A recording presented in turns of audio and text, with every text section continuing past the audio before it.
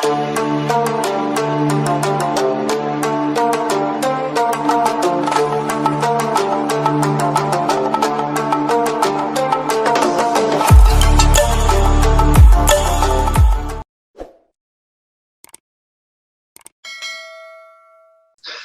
the next topic I want to talk about is neoliberalism.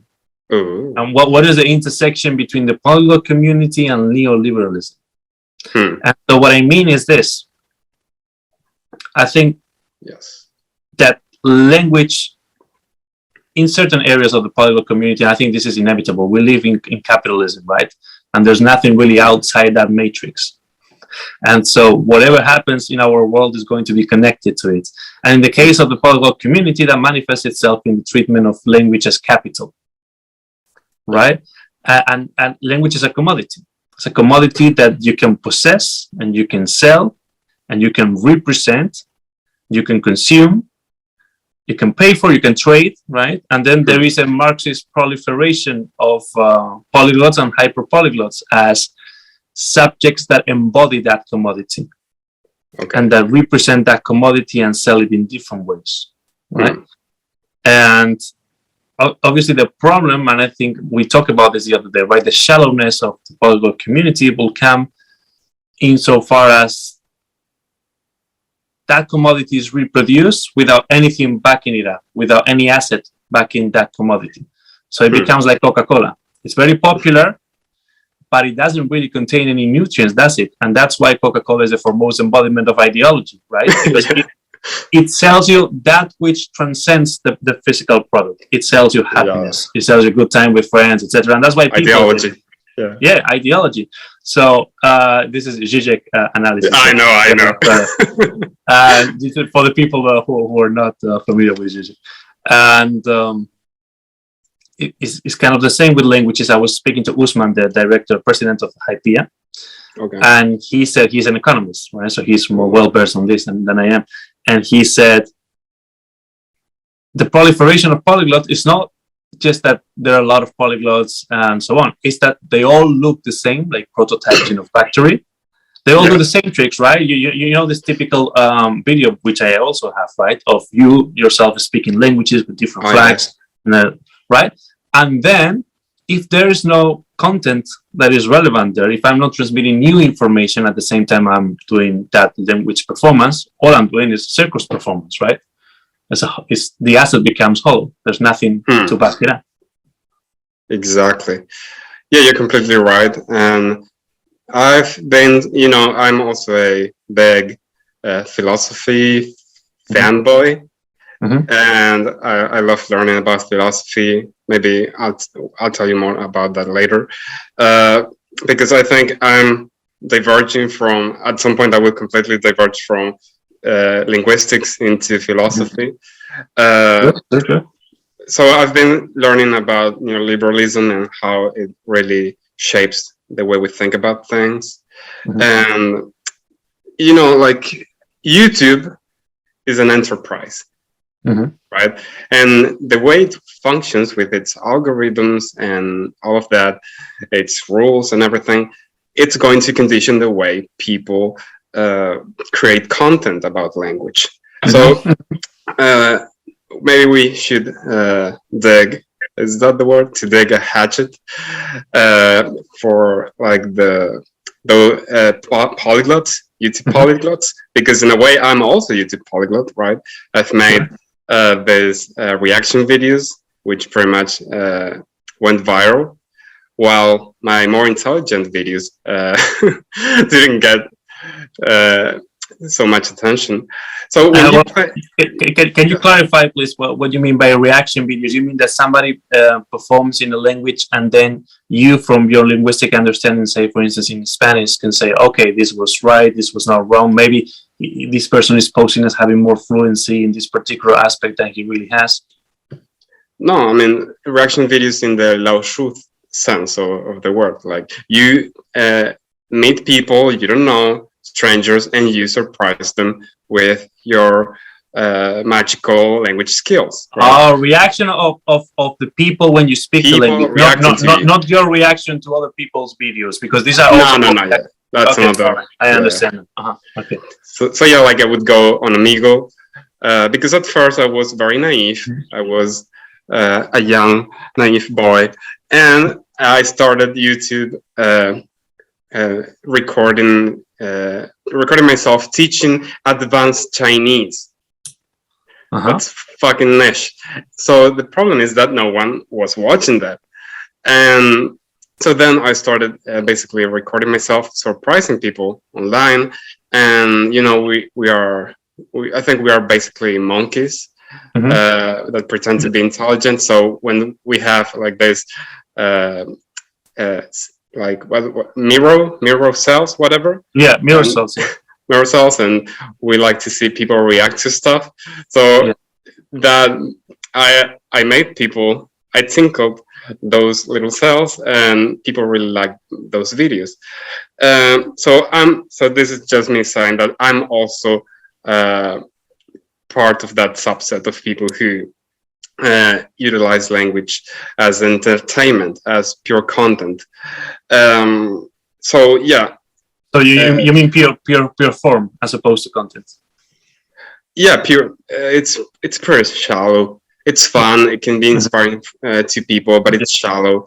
And but you didn't stuck with the genre, though. You did that. You saw it was popular, but that didn't make you say, "Okay, then I'm going to stuck to this. I'm only going to do reaction videos." It's not so much that I'm this enlightened YouTuber that only does the good thing because that's a good thing to do. Of course, I understand all these things, but the main thing is that I couldn't do it. Even if I wanted to, I cannot do it. Just let me tell you, my videos are pretty long. That's what YouTube likes. This coming back to this idea that YouTube conditions the type of content people make. So you need long videos. You need to maintain people's attention, so you get lots of retention, and that pushes your video up. You need to be very hyperbolic in your titles. That's where a lot of deception comes into, in the vagueness. Right. And absolutely the clickbaiting, right? Yeah, clickbaiting. Shocking, blah blah blah. Oh yeah. Foreigner penetrates indigenous people's minds with their. Oh yeah. It gets very, very Freudian sometimes, those titles. Anyways, the thing is that I couldn't keep making those videos. First of all, because it takes a lot of time.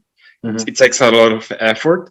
Omegle is the dumpster fire of the internet. That's where all the worst kind of people meet. So it's a terrible place. It takes a lot of time to find decent people you can talk to and then get a good reaction from. And the process is it takes so much time, and it's so shallow. It's at least for me, it's so breaking. It really destroys me because I like to be mentally stimulated. Yeah. So I like to study interesting things, philosophy, abstract things in particular. And that's the complete opposite. And once you record good content, you need to edit it, right? Oh, yeah. And it takes so much time. How much? Let me ask you this: how much does it amount to? How much does the struggle amount to? How many hours would you say you spend on average editing a video? Well, the let's say producing content. From the moment you have the idea in your mind, you say, okay, it will be nice to do a video about this until the video is released. How many hours is it? Well, for now, I don't upload much. I'm now writing my thesis, study languages. I don't have a lot of time to make content. But so I basically have two different kinds of content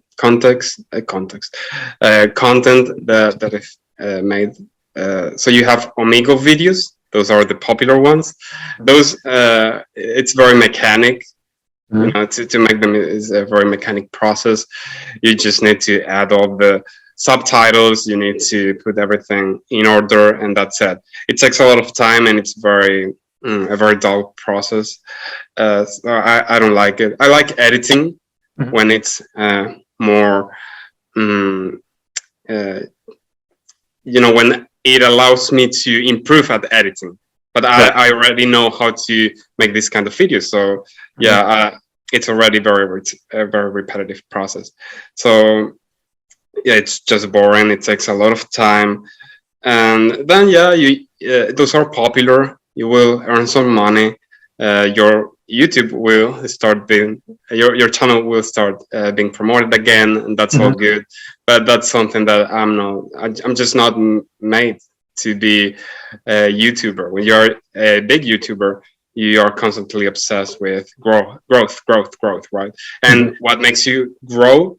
Everything which is not intellectually enriching for the individual. And I just don't want to live like that. Yeah, I want to keep learning myself. Right, but you don't think these two can be reconciled? You think that people who make interesting videos, I know that I agree with you that there is a strongly positive correlation between people who make deep content and popularity, and it's an inverted relationship, right? The more interesting content, the least popular. But do you know any projects that combine both interesting content and popularity? I don't know if these are channels as a whole, but I think I've seen videos on YouTube that are both popular and very deep in as regards the content. So I think it can be made, but it also requires a team behind rather than just one person. Yeah, because those kind of videos normally have very good editing, right? Yeah. They are like what do they call that? I forgot. When you just write your essay videos, right? Yeah. And sometimes the most popular ones are usually the ones that have a very high production quality. Yeah. Maybe they dressed up or whatever. It's very performative. And they're very popular, but I don't have the time for any of that, and I don't have the team behind me, so it's difficult. And so going back to the main topic is that I read an article by Alberto Bruzos. Maybe you know about him. Well, he's a linguist, I think, let me check it out, at Princeton University, maybe. He's a Spanish teacher. And he wrote an article about the neoliberal kind of aspects of the community, or more precisely the YouTube polyglots, right? And he said something that was spot on, and is this idea that language is no longer meant to be used as the tool it is. When it comes to polyglots, YouTube polyglots,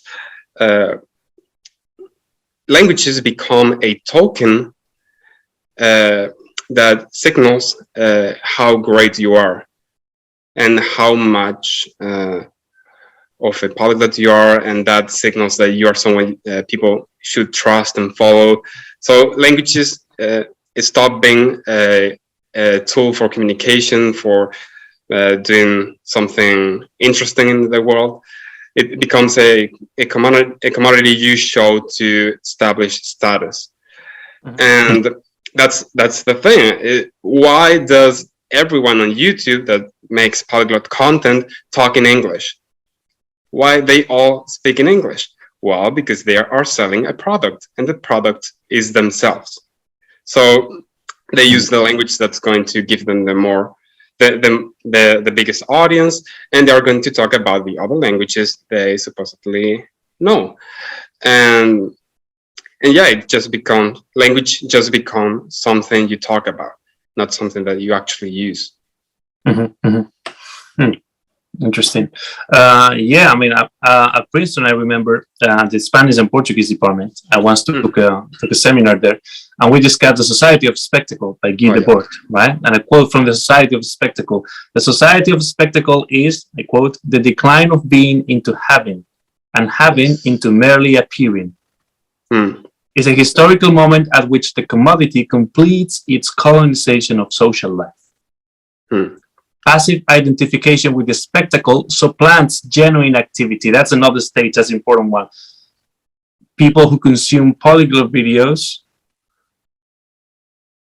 may have the idea that they're learning by following those videos, but that is a passive form of consumption, right? That does not really amount to genuine activity in learning that language. I think these can be used as instruments, but as a means to an end, they do not replace genuine language learning lessons. And the thing about social media, and in this case with YouTube Polyglot, is that they are not selling you just language advice. They are pretty much selling you a lifestyle, right? They are selling you the polyglot dream. And I don't know if you want to already get into this, but let's get into that. Well, what is the polyglot dream? The polyglot dream is this idea that you, pathetic Ben, you are going to become special by learning all these languages that will give you a lot of status, social acceptance. People, you're going to earn a lot of money. You may become famous, whatever, and you're going to get a lot of sex from women all around the world. People, this is something I learned also from a fellow colleague on YouTube. You can check it out, about the Ciel. He has very interesting videos talking about this. Interesting. But what about women? Does that also apply to women? Oh my goodness, they definitely shallowness is for everyone to to pursue. So women definitely also have their own dreams, wet dreams about Koreans, especially nowadays. Like why do you think they study Korean? Do you think they studied Korean because they want to learn about the long, rich history of the country?